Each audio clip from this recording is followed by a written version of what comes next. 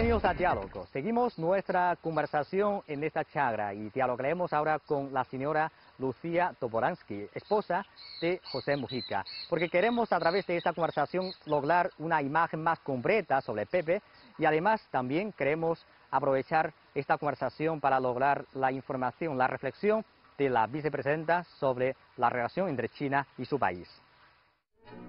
Lucía Topolanski nació en 1944 en Montevideo, en el seno de una familia acomodada.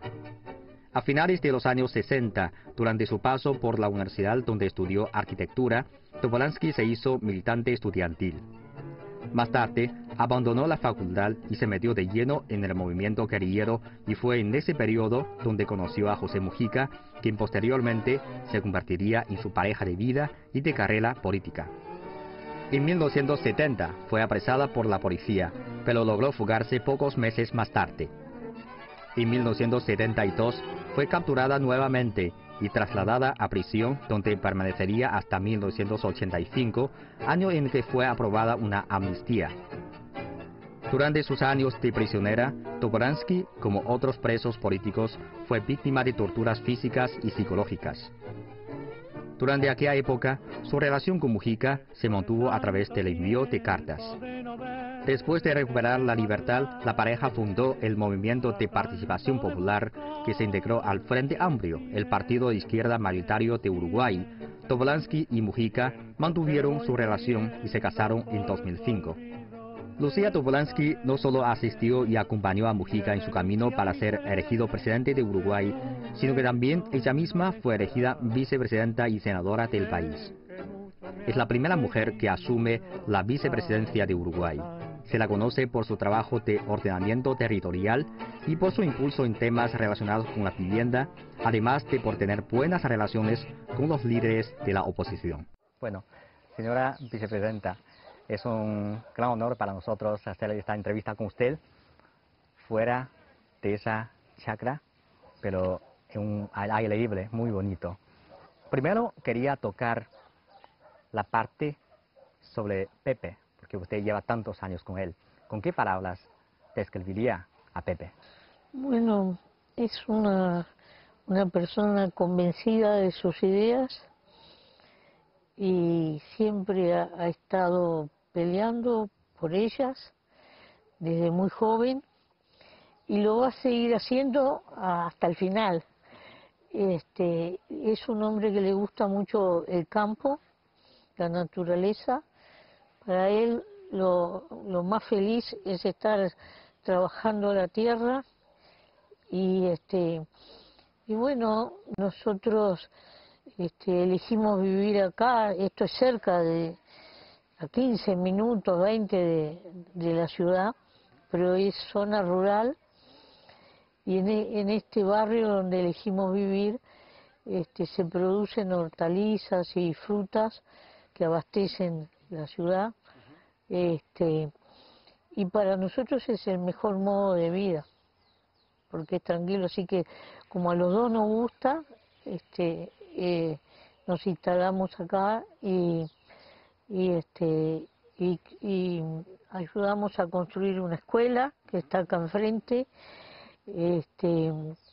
para que niños y adolescentes de nuestro barrio, aparte de la formación secundaria, tengan formación en oficios agrarios. Ese es un pensamiento que hace mucho tenía Pepe y que ahora lo pudimos realizar.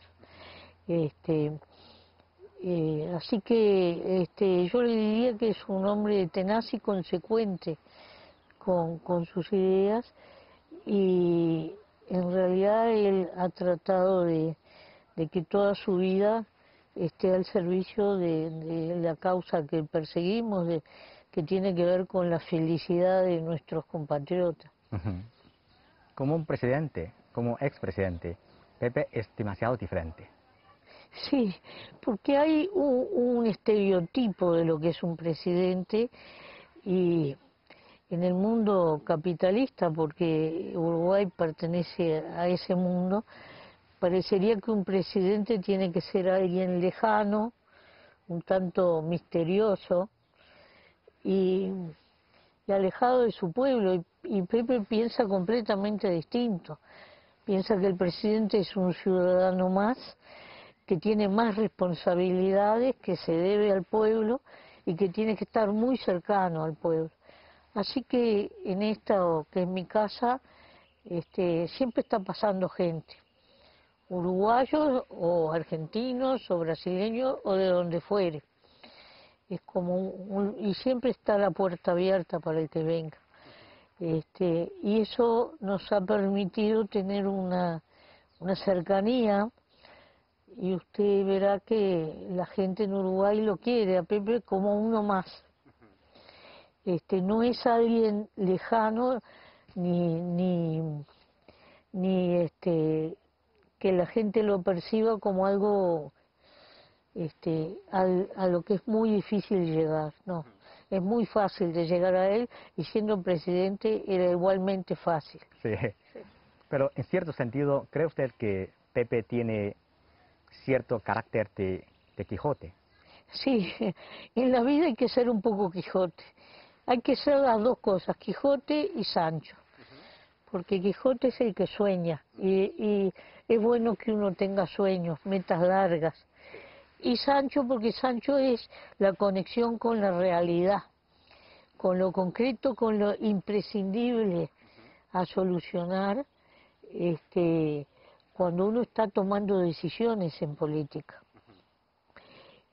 A veces las decisiones son difíciles, y más para un presidente, o porque los recursos son escasos, o porque hay prioridades que, bueno, hay que atender primero a una parte de la población, o porque hubo un problema climático y eso no puede esperar.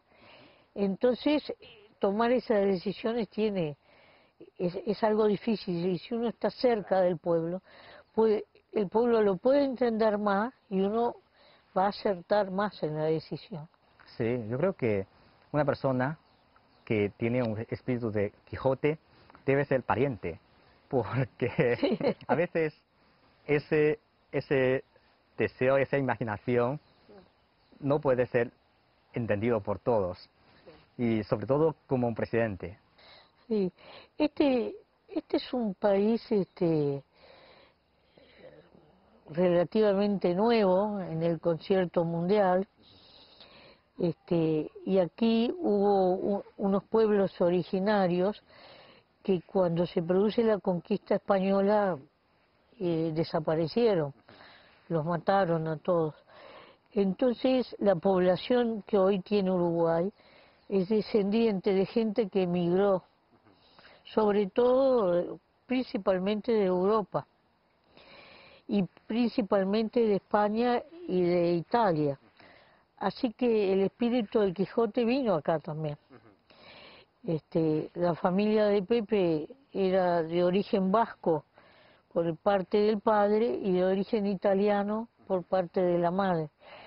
Y bueno, este pueblo tiene las nostalgias del que tuvo que abandonar su tierra y conformó esta realidad que hoy tenemos, y, y por eso yo creo que nosotros tenemos mucho de lo que es el pueblo español y mucho de lo que es el pueblo italiano.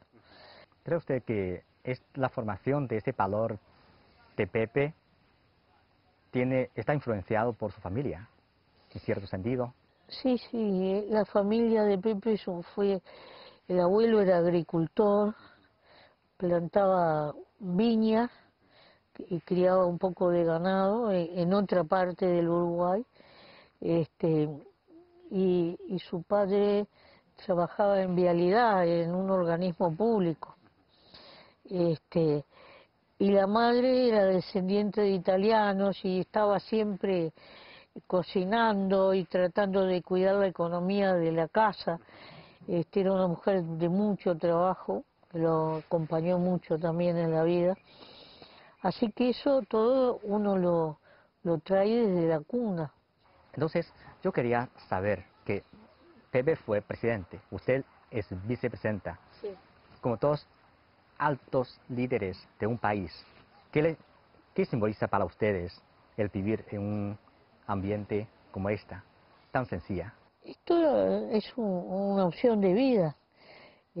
Nosotros pensamos que hay que andar liviano de equipaje en la vida, porque cuando uno se va no se lleva nada. Y nosotros este predio se lo hemos donado a la escuela, así que cuando nosotros no estemos, la escuela va a tener más espacio para desarrollar sus actividades. Porque entendemos que lo mejor es que él se pueda aprovechar para la educación. Sí. Recientemente se estrenó la película La noche de 12 años. Sí, ¿Vio usted la película? sí la vimos, sí. ¿Qué sensación tuvo? Bueno, ese fue un periodo de la dictadura uruguaya, fue un periodo muy duro, nosotros estuvimos presos por razones políticas y particularmente un grupo de compañeros que son los que aparecen en esa filmación, una parte, ¿no? Porque eran 9 en grupos de A3, fueron los que pasaron peor porque estaban en la dirección del movimiento. La película está muy bien hecha, pero para uno es duro verla porque rememora cosas que no fueron buenas. Sí, fue un periodo muy duro. Sí, fue un periodo muy duro, acá se rompió la institucionalidad y hubo mucha represión, hubo gente que se tuvo que ir del país, hubo gente que murió, gente que desapareció, gente que estuvo muchos años en la cárcel y había mucha falta de libertad en la población pasó mal ese tiempo.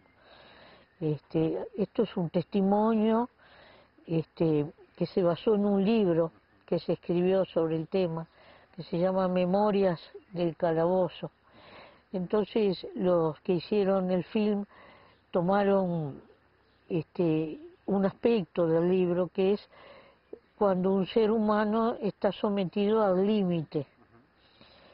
Yo creo que lo hicieron bien, porque uno de ellos era uruguayo, pero el otro era español y podía no entender la idiosincrasia, ¿no? Pero sin embargo quedó bien hecha y creo que sirve para las generaciones actuales que no conocieron eso, para la memoria siempre hay que conservarla y para que quede como un testimonio de nuestra historia. Exacto. Ese es el valor que tiene. Y bueno, los 3 compañeros que aparecen en esa película, finalmente cuando terminó la dictadura, todos pudieron ser útiles al país, ¿no? Porque Pepe fue primero diputado, senador, ministro y finalmente presidente. Otro de los compañeros también fue senador, fue ministro de Defensa, desgraciadamente falleció cuando estaba ejerciendo de ministro. Y el tercero es escritor y ha producido un montón de testimonios, la memoria de los uruguayos, porque escribe muy bien, tiene muchos premios. Así que yo creo que a pesar de que esa experiencia fue dura, esos compañeros le han dado mucho al Uruguay. Hay otro que se hizo médico, es médico en cuestiones de la medicina atómica, después otro ingeniero, hay otro que es carpintero y escultor a la vez, y hay otro que falleció al poco tiempo de su libertad, así que no pudo realizar muchas cosas, y y bueno, y otro que se dedicó al comercio, es decir, a pesar de que vivieron esa realidad, pudieron seguir siendo útiles a la causa. Sí. A tercero edad, al comienzo, estaba dudando si debería plantear ese periodo, porque fue un periodo doloroso para usted y para Sí. Pepe. Ahora le duele mencionar este periodo, esa experiencia. No, yo tomo ese periodo, nadie me obligó a tener ideas políticas ni a militar por ellas. Yo estoy convencida de lo que hago. Y ese era uno de los precios posibles, porque cuando uno entra en una lucha, sabe lo que le pueda pasar.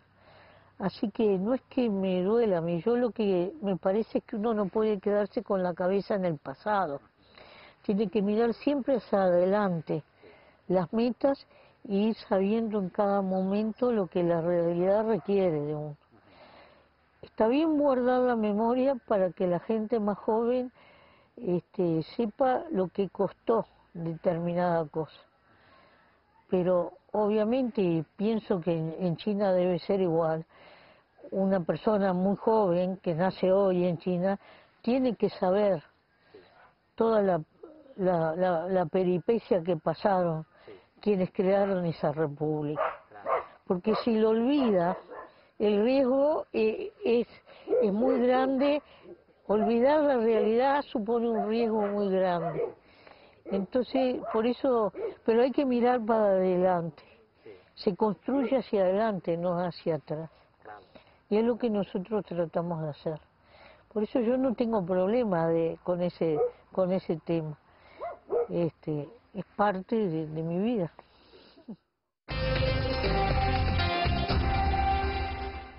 En esta gira, además de conocer su historia, yo también quería tocar un poco sobre las relaciones entre China y Uruguay. Justamente hace poco tiempo, en septiembre, usted visitó a China. Fue su primera gira a China, ¿no? Sí. ¿Qué impresión le dejó? Bueno, sin palabras, porque es tan grande el universo que yo vi, no solo territorialmente, sino la cantidad enorme de gente, que a uno le cuesta abarcar ese universo, ¿no? Además me impresionó mucho ver expresiones de una cultura milenaria, muy antigua, y cosas ultramodernas. Entonces ese contraste es a uno realmente lo golpea, ¿no? Yo creo que es una sociedad que trabajosamente ha construido un camino, porque puedo ponerme en los zapatos de los gobernantes chinos y solo con darle de comer todos los días a 1.400 millones de personas es una proeza. Pero a eso súmele la vivienda, la salud, la educación, hablando de las cosas básicas, y uno ve que es un país que está resolviendo esos problemas. Y eso es lo que más me impactó de ese universo, y conocer una cultura que, bueno, tiene una historia distinta y una forma de expresarla diferente. Claro. Veo que en esa gira está incluida la visita a la provincia de Sichuan. Sí.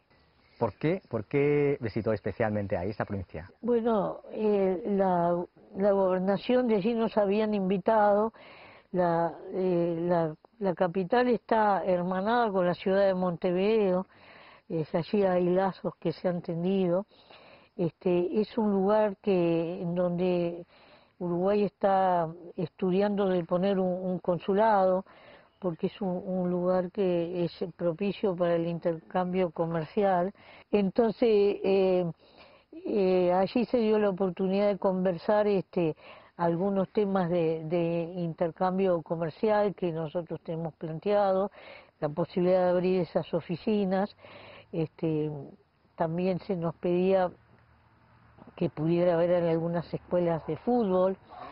Es decir, que nosotros vimos una posibilidad de un intercambio interesante con esa provincia.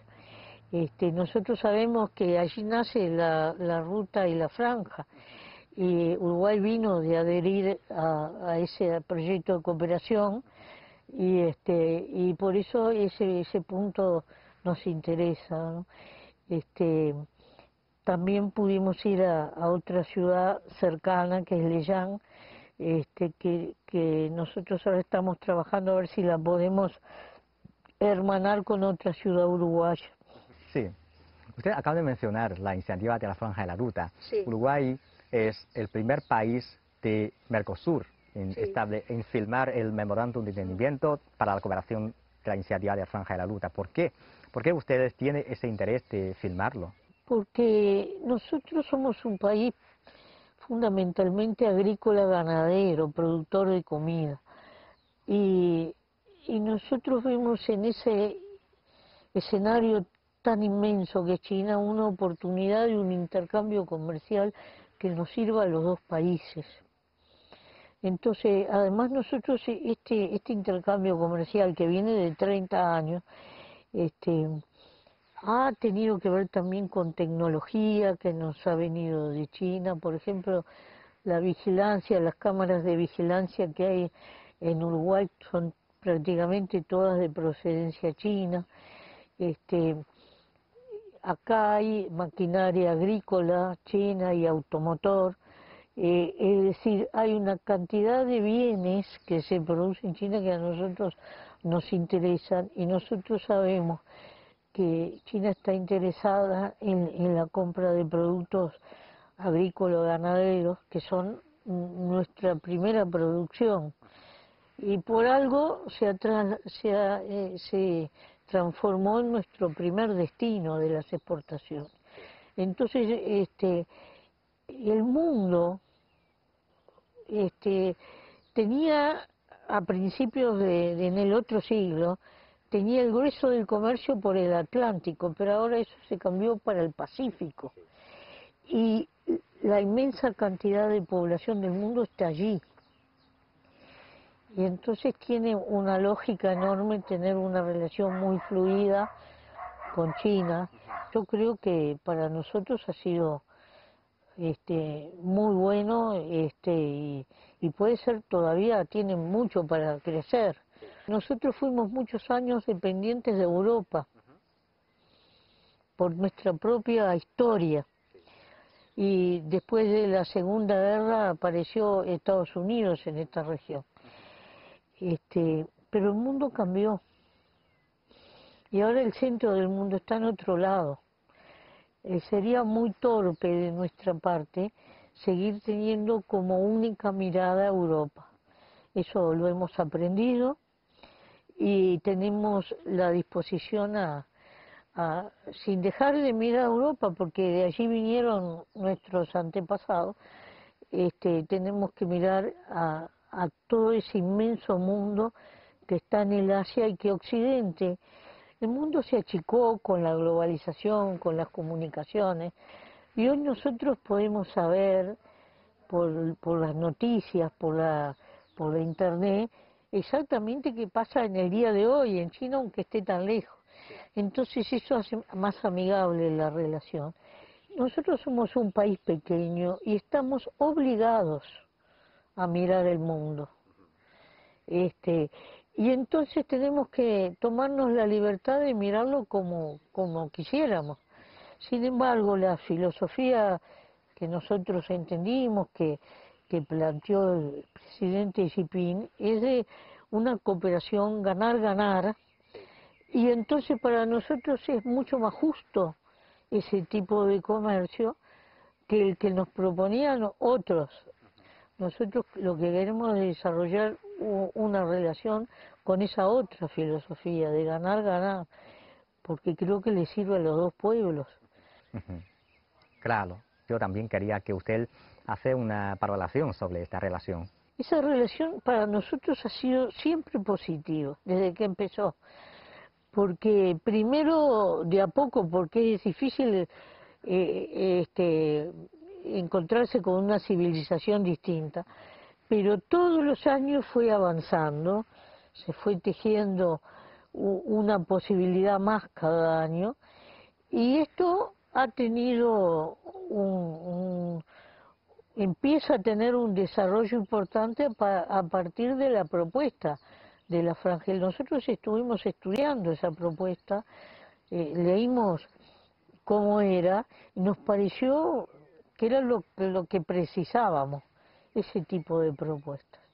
Y, y nosotros pertenecemos al bloque Mercosur, y estamos peleando dentro del bloque para que todo el bloque pueda asumir esa relación, porque creemos que somos muy complementarios entre estos países del sur y China. Ujú, sí, y en este momento también debemos tener una visión hacia el futuro, ¿no?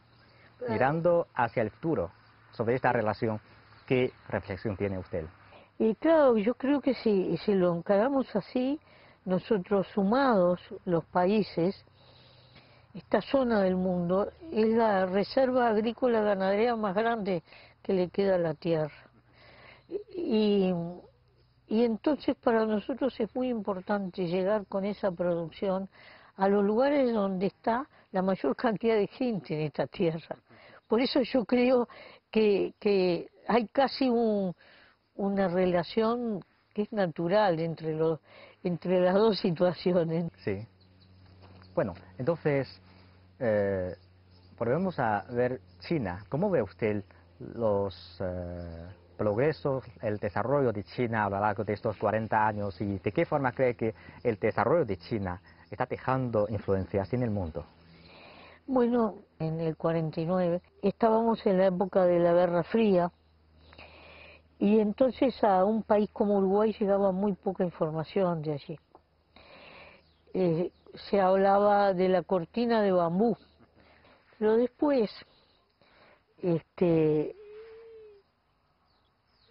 determinados cambios que hubieron en el mundo hicieron que nosotros pudiéramos conectar con China Popular.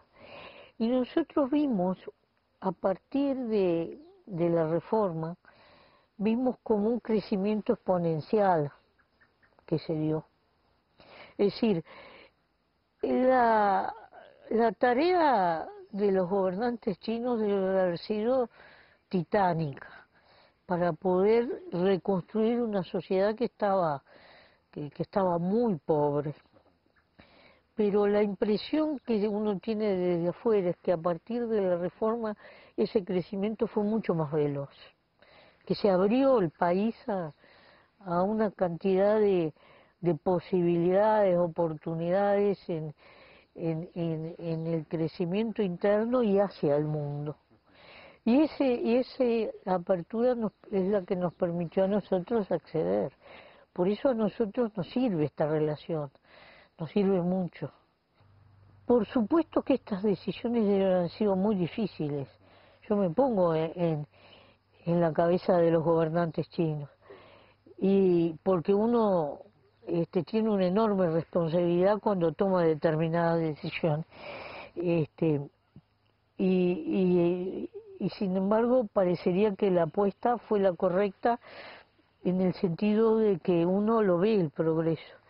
El hambre en el mundo bajó porque bajó el hambre en China. Lo que movió la aguja del hambre fue eso. Entonces ese solo hecho justifica toda la reforma.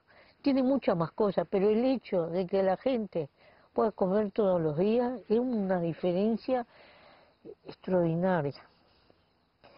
Así que yo creo que ahí es donde uno ve el salto ese tan importante que se da. Yo acabo de venir de una cumbre iberoamericana y casi todos los mandatarios que había allí comentaban, porque prácticamente todos tienen relación con China Popular, solo no tienen 3 o 4 países de América, todos los demás tienen, y los países han desarrollado ese vínculo porque lo entienden muy positivo. Bueno, señora vicepresidenta, muchas gracias por su tiempo y aceptar nuestra entrevista. Muchas gracias. Gracias, muchas gracias a usted. Gracias a usted. Y al medio de comunicación, a la televisión.